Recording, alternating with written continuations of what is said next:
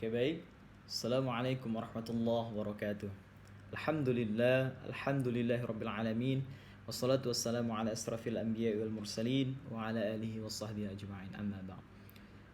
Pertama-tama, marilah kita puji dan puja syukur kehadiran Allah Subhanahu wa taala dengan mengucapkan alhamdulillah adalah salah satu cara dari bentuk rasa syukur kita kepada Allah Subhanahu wa taala. Atas apa?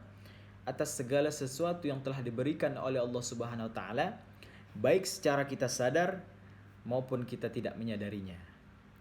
Yaitu berupa karunia dan rahmat dan hidayah.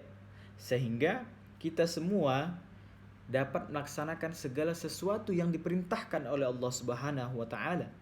Dan bisa juga kita menjauhi diri dari apa yang dilarang oleh Allah Subhanahu wa taala. Maka patut kita sebagai hamba yang telah diberikan kenikmatan tersebut bersyukur, berterima kasih kepada Allah. Kemudian tak lupa pula bersolawat, berikan salam kita haturkan kepada baginda Muhammad sallallahu alaihi wasallam beserta keluarganya, para sahabatnya serta pengikutnya.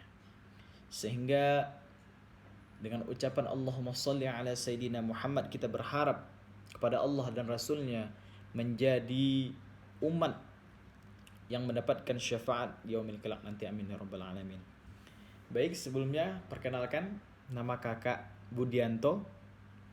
Jadi kakak di sini akan mencoba menyampaikan dan memberitahu kepada adik-adik sekalian terkait dua hal. Apa dua hal itu? Yang pertama adalah al-adabul fauqal ilmi, yang artinya adab itu lebih tinggi derajatnya daripada ilmu. Kemudian yang kedua adalah manjadda wajada. Barang siapa yang bersungguh-sungguh pasti dia akan dapat. Perkataan ulama ini yang pertama adalah al-adabul fauqal ilmi. Kenapa derajatnya adab itu lebih tinggi daripada ilmu? Sebelum ke situ kakak ingin bertanya kepada adik sekalian, apa itu adab? Adab itu adalah tingkah laku kita, perbuatan kita, dan akhlak kita kepada sesama manusia, baik kepada Allah Subhanahu wa taala. Bagaimana akhlak dan adab tingkah laku kita kepada sesama manusia? Adalah kita menghormati orang yang lebih tua daripada kita, menyayangi orang yang lebih muda daripada kita. Karena apabila kita menyayangi adik-adik kita yang di bawah kita, maka adik-adik kita akan menghormati kita. Dan begitu juga sebaliknya, apabila kita menghormati orang yang di atas kita, siapa? Ibu guru, orang tua, dan teman-teman kita sekalian, pasti mereka akan menyayangi kita. Apabila kita telah menghormati mereka, pasti mereka akan menyayangi diri kita. Seperti itu. Maka Rasulullah SAW sesungguhnya diutus di muka bumi ini untuk menyempurnakan akhlak. Innama bu'ithu liutammima makarimal akhlaq. Sesungguhnya aku diutus di muka bumi ini untuk apa, adik-adik sekalian? Itu untuk menyempurnakan akhlak, yaitu untuk menyempurnakan adab tadi. Maka Syekh Abdul Qadir Al-Jailani, ulama besar, mengatakan, sesungguhnya aku lebih menghormati, menghargai orang yang beradab daripada yang berilmu. Karena kenapa? Karena percuma kalau kita memiliki ilmu yang banyak, memiliki segudang ilmu, memiliki pendidikan yang tinggi, memiliki banyak gelar, tetapi kita tidak beradab, kita tidak mempunyai akhlak yang terpuji, maka itu sama saja. Maka itu nol besar, adik-adik sekalian. Itu adalah perbuatan yang tidak terpuji. Karena buat apa kita menyampaikan segala ilmu kita di depan orang, tetapi apa yang kita sampaikan itu menyakiti orang-orang yang ada di sekitar kita?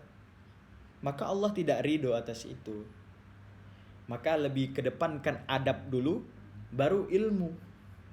Belajar akhlak dulu, baru belajar ilmu. Nah, secara tidak sadar, apabila adik-adik sekalian belajar tentang akhlak dulu, otomatis dia telah belajar ilmu dari belajar akhlak itu. Seperti itu. Maka ulama-ulama mengedepankan adab terlebih dahulu daripada ilmu tersebut. Karena ilmu adab ini sangat tinggi. Contoh, adik-adik pintar di kelas, ranking 1, tapi melawan kepada guru. Sering bertengkar sama temannya, tidak mau berbagi. Pasti itu kan perbuatan yang jelek. Pasti kita tidak disukai karena jeleknya adab kita. Walaupun ranking 1, walaupun kita pintar, tetapi apabila adab kita, akhlak kita buruk, pasti akan dikurangi nilainya. Karena akhlak di pelajaran kan ada akidah akhlak. Nah, maka tujuannya itu adalah untuk memperbaiki akhlak dan tingkah laku kita untuk menjadi lebih baik. Seperti itu. Kemudian ada pun yang kedua tadi yang kakak sampaikan, yaitu manjadda wajada. Barang siapa yang bersungguh-sungguh pasti akan dapat. Contoh, kalau adik sekalian ingin mendapatkan nilai yang bagus, apa yang adik lakukan? Belajar. Sebelum ujian nih, malamnya ngapain adik-adik sekalian? Ya belajar. Nggak ada orang yang dimana besoknya ujian dia santai, dia tidak menghafal, dia tidak belajar untuk besoknya, mustahil mendapatkan nilai baik. Kecuali itu telah diberikan ilham oleh Allah Subhanahu wa taala. Itu Allah udah kehendaki. Tetapi adik-adik sekalian, kita ketika ingin mendapatkan nilai yang baik, pasti kita akan belajar terlebih dahulu. Dengan apa? Dengan bersungguh-sungguh. Maka dari itu, apabila kita bersungguh-sungguh belajar, maka usaha yang kita tempuh untuk mendapatkan nilai itu, maka hasilnya tidak akan mengkhianati usaha kita. Seperti itu. Maka insya Allah segala sesuatu yang kita inginkan, apapun itu yang kita inginkan, apapun yang adik-adik inginkan, ketika mendapatkannya kita dengan usaha, ikhtiar, tawakal kepada Allah, maka insya Allah Allah akan mengabulkan kepada kita. Allah akan mengabulkan segala permintaan kita. Tapi ingat, usaha saja tidak cukup adik-adik. Maka setiap usaha kita barengi dengan berdoa kepada Allah Subhanahu wa taala. Duit, doa, usaha, ikhtiar, tawakal. Kita berdoa, ya Allah, hamba ingin mendapatkan nilai yang baik. Hamba ingin menjadi ranking 1 di kelas, ya Allah. Hamba ingin menjadi lulusan terbaik seangkatan saya, ya Allah. Amin ya rabbal alamin. Nah, setelah itu apa? Usaha. Kalau kita ingin menjadi yang terbaik, menjadi lulusan terbaik, mendapatkan ranking 1, maka yang kita kerjakan adalah usaha. Belajar dengan tekun. Belajar, banyak membaca. Wah, besok ada PR, kerjakan PR. Jangan tidak hadir, jangan sering bolos. Kan mau dapat nilai yang bagus.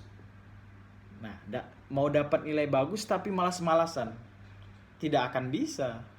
Mau dapat nilai bagus ya belajar, berusaha, belajar dengan tekun, sering berdiskusi, sering bertanya kepada guru kalau tidak tahu. Maka insya Allah Allah akan mengabulkan permintaan adik-adik yang ingin menjadi lulusan terbaik atau ingin ranking 1 tersebut. Tetapi adik-adik sekalian, jangan lupa segala sesuatu itu ketika kita sudah berusaha kepada Allah Subhanahu wa taala, maka kita tawakal. Apa itu tawakal? Berserah diri. Ketika sudah berusaha semaksimal mungkin, belajar dengan tekun, nah kita berserahkan kepada Allah. Ya Allah, hamba sudah berusaha belajar, hamba sudah berusaha membaca untuk ujian nanti, maka segala sesuatu hasilnya aku serahkan kepadamu. Jangan langsung, aku kan udah belajar nih, udah banyak baca, masa gak bagus nilainya ya, masa gak bagus gitu. Jangan seperti itu. Kita serahkan kepada Allah. Ya Allah, Engkau yang memberikan segala sesuatu apa yang aku inginkan dengan usahaku, maka semoga ya Allah segala sesuatunya Engkau berikan apa yang terbaik untukku. Seperti itu adik-adik sekalian. Maka sebetulnya ada 2 konsekuensi yang harus kita terima ketika kita telah belajar bersungguh-sungguh, ketika kita telah berusaha bersungguh-sungguh untuk mendapatkan apa yang kita inginkan. Ada 2 konsekuensi. Apa itu adik-adik? Yang pertama adalah kita mendapatkan apa yang kita inginkan. Yang kedua, kita tidak mendapatkan apa yang kita inginkan. Bukan berarti Allah tidak sayang sama kita, bukan. Ujian itu ada 2 adik-adik. Apa itu? Yang pertama adalah ujian berupa nikmat. Yang kedua adalah ujian berupa musibah. Banyak orang ketika diberikan banyak harta, banyak pekerjaan, banyak gaji, ataupun segala sesuatu yang nikmat, tetapi dia lupa kepada Allah Subhanahu wa taala. Siapa dia? Korun. Ketika susah dulu sering beribadah kepada Allah, sering tahajud, baik kepada sesama, tetapi ketika Allah uji dia dengan harta yang banyak, dia lupa kepada Allah. Malah dia berkata, "Oh, aku kan mendapatkan harta ini dari hasil kerja kerasku, dari hasil kerja keringatku." Sombong. Maka Allah kubur dia bersama hartanya. Jadilah harta karun. Itu ceritanya seperti itu. Tapi itu betul. Kenyataan. Nah, kemudian apa itu musibah? Contohnya, ketika kita berusaha semaksimal mungkin, tetapi kita tidak mendapatkan hasil sesuai dengan usaha kita. Itu juga musibah. Ujian dari Allah Subhanahu wa taala. Bagaimana kita bersyukur atau kufur? Orang kalau dikasih nikmat itu bersyukur, adik-adik. Misalnya adik dikasih ranking 1, bersyukur itu wajar. Tetapi yang luar biasa adalah orang ketika dikasih ujian, dia bersyukur dan bersabar kepada Allah Subhanahu wa taala. Itu nilai tingginya. Maka Allah melihat, di saat aku kasih nikmat kepada kamu, apakah kamu ingat kepadaku atau lupa?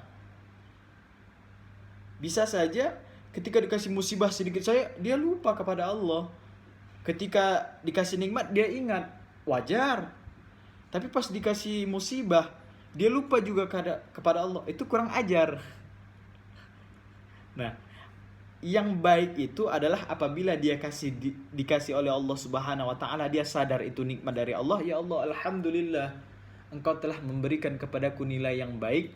Engkau telah berikan kepadaku rezeki yang banyak, aku bersyukur, alhamdulillah.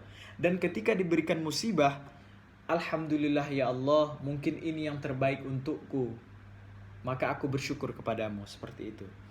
Maka dalam Al-Quran disebutkan, belum tentu apa yang menjadi baik menurut kita, apa yang menjadi baik menurut adik-adik dapat nilai bagus dan segala macam, itu baik pasti menurut kita, belum tentu baik menurut Allah.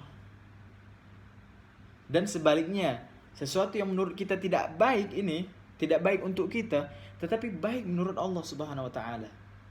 Maka dari itu kita berusaha dengan usaha kita, dan kita bertawakal atas hasil yang diberikan oleh Allah Subhanahu wa taala. Seperti itu adik-adik. Maka pesan kakak kepada adik-adik sekalian, belajar yang tekun, belajar yang giat supaya untuk mendapatkan nilai yang baik. Ketika mendapatkan nilai yang baik, alhamdulillah. Ketika tidak mendapatkan nilai yang baik, alhamdulillah. Dua-duanya alhamdulillah. Dan terakhir, pesan terakhir dari kakak adalah kesimpulan dari semua yang kakak sampaikan. Yang pertama, kita harus berakhlak yang baik, berakhlakul karimah kepada sesama, karena kita harus mengedepankan adab, akhlak, tingkah laku kita kepada sesama terlebih dahulu, baru ilmu yang ada pada kita. Jangan mentang-mentang kita yang sekolah, terus orang tua kita di rumah tidak sekolah, kita tidak mendengarkan perkataan ibu kita, kita tidak mendengarkan perkataan orang tua kita, kita tidak mendengarkan kata nasihat dari abang-abang kita. Oh, kan aku yang sekolah ibu, aku yang sekolah ayah, aku yang sekolah bapak, aku yang sekolah papa, aku yang sekolah kak, aku yang sekolah bang, aku yang lebih tahu daripada kalian semua. Itu tidak boleh. Walaupun kakak-kakak, abang-abang, orang tua kita tidak berpendidikan sampai ke jenjang SD, SMP, ataupun SMA, ataupun kuliah, tetapi mereka adalah orang tua kita. Mereka yang lebih tua daripada kita, yang patut, yang wajib kita hormati dan kita sayangi. Begitu juga adik kita. Adik ngomong seolah-olah lebih pintar saja daripada aku, kan aku lebih tinggi kelasnya daripada kamu. Kamu kelas 2, aku kelas 5. Jangan begitu, kita sayangi. Kita coba dengarkan gitu. Maka kita kedepankan ilmu kita untuk mendengarkan segala sesuatu nasihat yang diberikan oleh mereka. Maka kita menyayangi orang-orang yang di bawah kita, dan kita menghormati orang-orang yang di atas kita. Siapa yang di bawah itu adik kita, Dan siapa yang di atas adalah orang tua kita, guru kita. Jangan melawan sama guru. Karena berkat guru itu jasanya sangat mulia, adik-adik sekalian. Karena adik-adik sekalian tidak akan bisa paham, tidak akan bisa mendapatkan ranking 1 tanpa guru. Tanpa jasa yang diberikan oleh guru, tanpa diberikan penjelasan oleh guru, itu tidak ada artinya, adik-adik sekalian. Karena berkat gurulah adik bisa memahami tentang sesuatu, adik bisa jago matematika, bisa jago tentang IPA, bahasa Arab dan sebagainya. Itu karena siapa? Karena guru kita. Seperti itu. Maka perhatikan lagi tentang akhlaknya. Kan ada belajar tentang akidah akhlak, yaitu untuk memperbaiki akhlak kita. Maka perhatikan lagi tingkah laku kita. Kita udah baik belum terhadap orang? Apakah mulut kita ini ketika berbicara itu dapat menyakiti orang lain atau tidak? Kita harus perhatikan itu. Ketika kita sadar bahwa perkataan kita ini menyebabkan orang lain sakit hati, maka kita segera minta maaf. Itulah adab yang baik. Itulah adab sopan santun yang dicontohkan oleh Rasulullah SAW. Seperti itu. Dan apabila kita memiliki banyak pendidikan, maka kita bersyukur kepada Allah atas ilmu yang telah diberikan kepada Allah Subhanahu wa taala. Maka barang siapa bersyukur atas apa yang telah diberikan oleh Allah Subhanahu wa taala, maka akan ditambah nikmatnya. Karena kata Allah, barang siapa yang bersyukur, maka aku akan tambah nikmatmu. Dan begitu juga sebaliknya, barang siapa yang kufur, apa itu kufur? Tidak mensyukuri nikmat yang telah aku berikan. Misalnya udah dikasih 5.000 sama ibu, tetap gak bersyukur. Masa 5.000 doang buat jajan, mana cukup ini gitu. Betul, itu gak cukup. Tapi kita sebagai umat yang baik, sebagai hamba yang baik, kita bersyukur. Barangkali nanti ketika dikasih 5.000, kita dikasih sama orang 5.000 juga, jadi 10.000 kan. Terus ketemu sama guru, ada guru kita yang baik, dikasih 5.000 lagi, jadi 15.000 kan. Maka yang sering bersyukur, banyak ataupun sedikit kita harus bersyukur. Seperti itu adik-adik sekalian. Jadi, dan kakak lanjutkan tadi firman Allah itu, barang siapa yang bersyukur, maka nikmatnya aku akan tambah. Dan sebaliknya, barang siapa yang kufur, maka